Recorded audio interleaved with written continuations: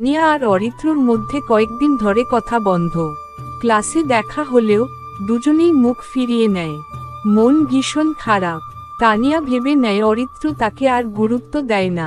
অরিত্রও ভেবে নেয় হয়তো তানিয়া আর আগের মতো নেই। তানিয়া আর অরিত্রর মধ্যে কয়েকদিন ধরে কথা বন্ধ।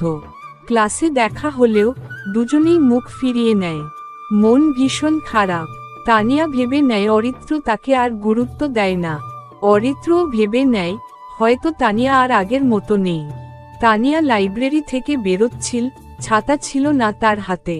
বৃষ্টিতে ভিজে ঠকঠক করে কাঁপছিল। ঠিক তখনই পেছনে থেকে একটা ছাতা তার মাথার উপর ছায়া দিল। তানিয়া তাকিয়ে দেখে অরিত্র। ভেজা চুল, মায়াভরা চোখ। কিছু না বলে অরিত্র ছাতাটা ধরল। তানিয়া থমকে গেল। কিছু বলতে পারছিল না, শুধু তাকিয়ে ছিল তার দিকে। অরিত্র ধীরে ধীরে বলল, আমি ভেবেছিলাম তুমি শক্ত, নিজের সব কিছু সামলে নেবে। কিন্তু আমি ভুল বুঝেছিলাম তানিয়া। আমি তোমার পাশে থাকতেই চেয়েছিলাম সব সময়। তানিয়ার চোখ ভিজে উঠল। শব্দেরা হারিয়ে গেল, শুধু অনুভব রয়ে গেল। হঠাৎ অরিত্র হাত বাড়িয়ে বলল, চলো নতুন করে শুরু করি। তানিয়া কিছু না বলে তার হাত ধরল। হাতের উষ্ণতায় সমস্ত অভিমান গলে গেল। বৃষ্টির মাঝে দাঁড়িয়ে তারা দুজন একে অপরের চোখে কথা বলল, কোনো শব্দ ছাড়া, শুধু অনুভূতি দিয়ে। সেদিন তাদের ভালোবাসা এক নতুন রূপ পেল। তানিয়া আর অরিত্রর সম্পর্ক এক নতুন দিশায় এগোচ্ছে। তারা এখন একে অপরকে ভালো করে জানছে। আর সেই জানার মধ্যে একটা অদ্ভুত সঙ্গতি তৈরি হচ্ছে। ক্যাম্পাসে সবার চোখে ছিল তাদের সম্পর্কের নতুন রং। তানিয়া আর অরিত্র একে অপরকে নিঃসঙ্গতার মাঝেও খুঁজে পেয়েছিল। তবে ভালোবাসা কখনোই শুধু মিষ্টি কথা নয়, এটা কখনো কখনো বড় বড় পরীক্ষা নিয়ে আসে। একদিন তানিয়া বাড়ি ফিরে জানল যে তার পরিবার তার জন্য একটা ভালো ছেলের সন্ধান করছে। অরিত্রের সাথে সম্পর্কের কথা জানালে মা বাবা একদম খুশি হয়নি। মা বললেন, তুই এখনো কলেজে, তোর সামনে অনেক কিছু।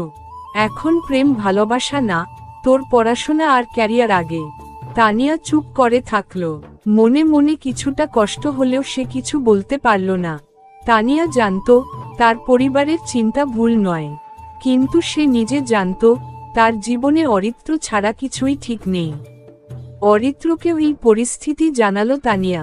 অরিত্র কিছুক্ষণ চুপ করে থাকলো, তারপর বলল, আমি জানি তোর পরিবার কি ভাবছে, কিন্তু তোর মনের কথা আমি বুঝি। যদি আমাদের একসাথে থাকতে হয়, আমরা সবকিছু সামলে নিতে পারবো। তুই যদি ঠিক বলিস, তাহলে আমার পাশে আমি থাকব। কোনো কিছুই আমাদের ভালোবাসাকে থামাতে পারবে না। তানিয়া তখন অনুভব করল, অরিত্র শুধু প্রেমিক নয়, তার জীবনের অংশ হয়ে গেছে।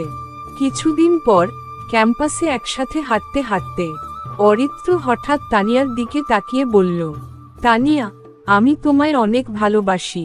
এটা শুধু শব্দ নয়, এটা আমার জীবনের অঙ্গ। তানিয়া চমকে গেল, কিন্তু তার চোখে তখন শুধু পানি। সে মৃদু হাসল এবং বলল, আমি জানি অরিত্র, আমিও তোমাকে ভালোবাসি।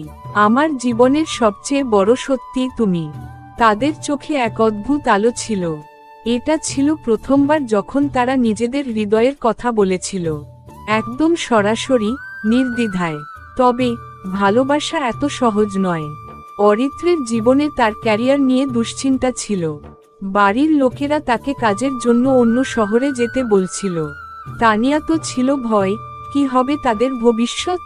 তবে একদিন, এক বিশেষ দিন, অরিত্র বলল, তানিয়া, আমি কোনো দিশায় যেতে চাই না যদি তুমি না থাকো। তুমি ছাড়া আমার জীবনের কোনো মানে নেই।